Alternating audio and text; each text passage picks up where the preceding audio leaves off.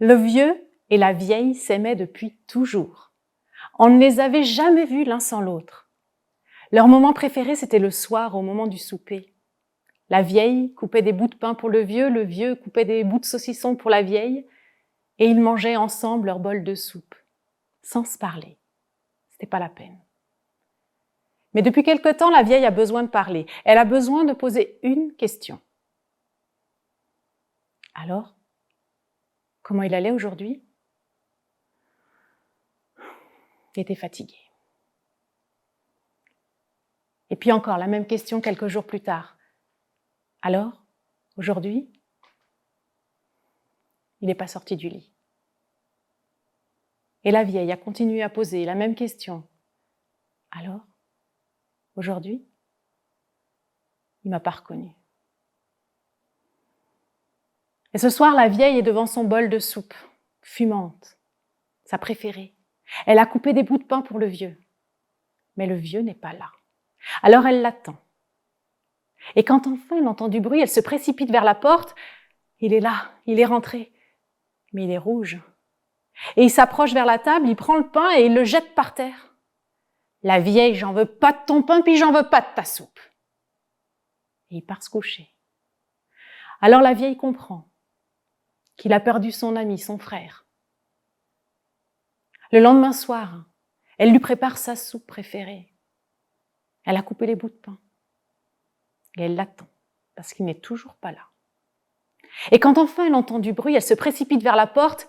Son vieux est là. Mais il est encore plus rouge que la veille. Il s'approche de la table, il prend le pain, il le jette. Il prend le bol de soupe, il le jette dans l'évier. Je t'ai dit que j'en voulais plus de ta soupe, la vieille.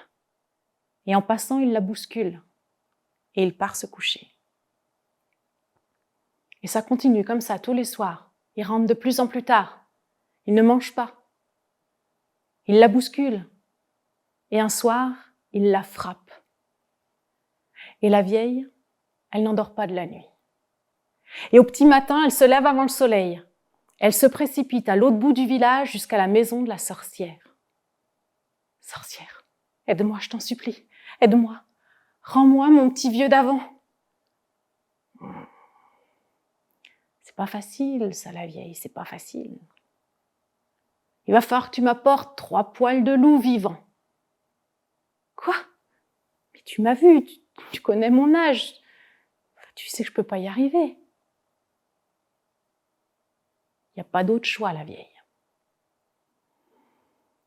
Alors cette nuit-là, la vieille est allée dans la forêt. Elle s'est enfoncée dans le bois. Elle a posé un bout de viande au sol et elle a reculé aussi loin que ses yeux pouvaient lui permettre. Elle a regardé, elle était cachée derrière un arbre. Et quand le loup est arrivé, la vieille tremblait.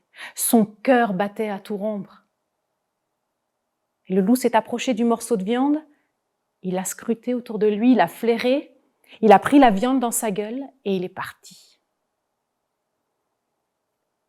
La nuit d'après, la vieille est retournée dans la forêt, elle s'est enfoncée dans le bois, elle a posé un morceau de viande exactement au même endroit.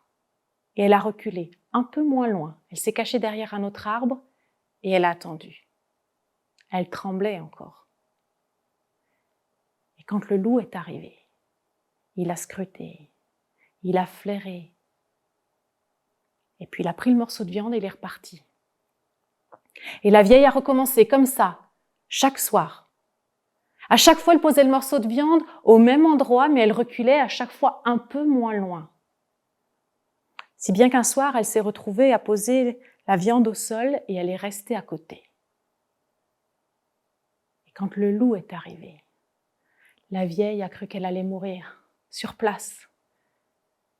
Il s'est approché, il a flairé, et il a planté son regard dans celui de la vieille. Et la vieille, elle a maintenu le regard.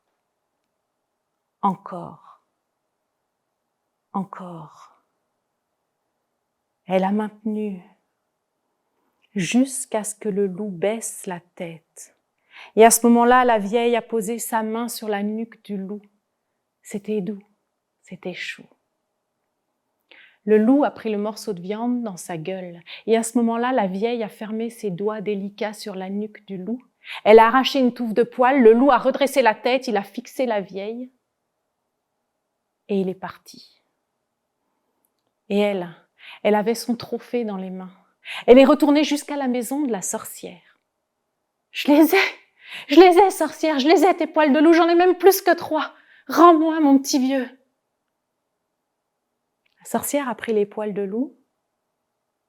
C'est bien, la vieille, c'est bien. Et elle les a jetés au feu. Mais qu'est-ce que tu fais? Mais pourquoi tu fais ça?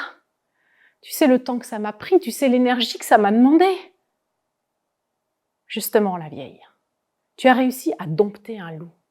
Alors crois-moi, ton petit vieux, tu vas réussir à l'amadouer et à le rendre comme il était avant.